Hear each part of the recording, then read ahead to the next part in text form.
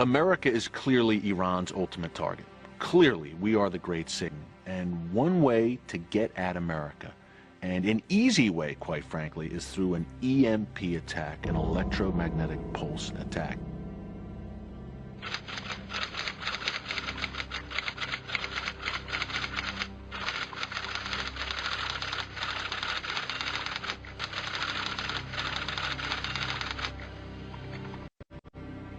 Consider every major city in America, how does it get its water supply? Consider that every major city in America, its average food supply on hand is 21 to 28 days. Consider, where do we get our medication? Consider what happens in nursing homes and hospitals. What happens to our transportation grid? Anything driven that, well, most of them have computers in them, they're all gone.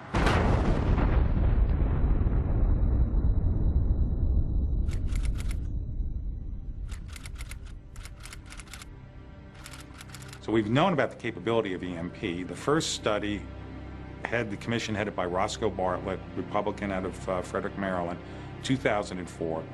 Testimony in that study indicated 90%, let me repeat that, 90% of all Americans will die within 12 to 18 months after an EMP event. This study was done in 2008. Has anything been done since? No. However, there was an attempt to protect Americans in early 2010 when House Bill 5026 was introduced. The law would have authorized the federal government to take emergency measures to protect the U.S. power grid from solar flares. And it's a really lousy world we're leaving for our children and grandchildren. I'll say this about nuclear weapons. You know, I'm not sitting at the Joint Chiefs of Staff. I'm not in on the planning. I'll take it at face value that the chairman of the Joint Chiefs of Staff and the Joint Chiefs of Staff successfully eliminated nuclear weapons in the initial phase of an operation. But keep in mind this, that the Bush administration has built a new generation of nuclear weapons that we call usable nukes.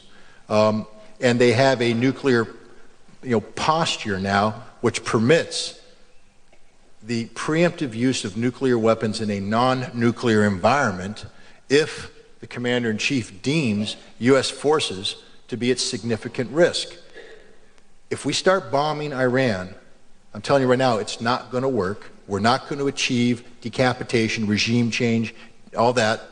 What will happen is the Iranians will respond, and we will feel the pain instantaneously, which will prompt the Bush administration to move to phase 2, which will have to be boots on the ground.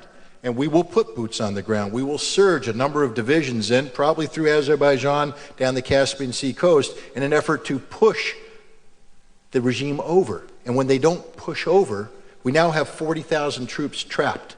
We have now reached the definition of significant numbers of U.S. troops in harm's way, and there is no reserve to pull them out. There's no more cavalry to come riding to the rescue.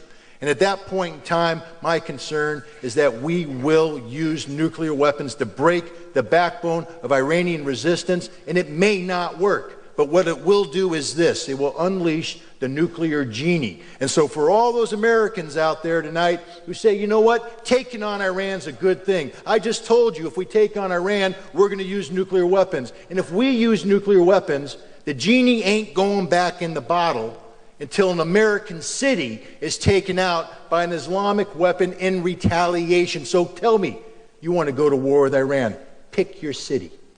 Pick your city. Tell me which one you want gone. Seattle, LA, Boston, New York, Miami. Pick one, because at least one's going.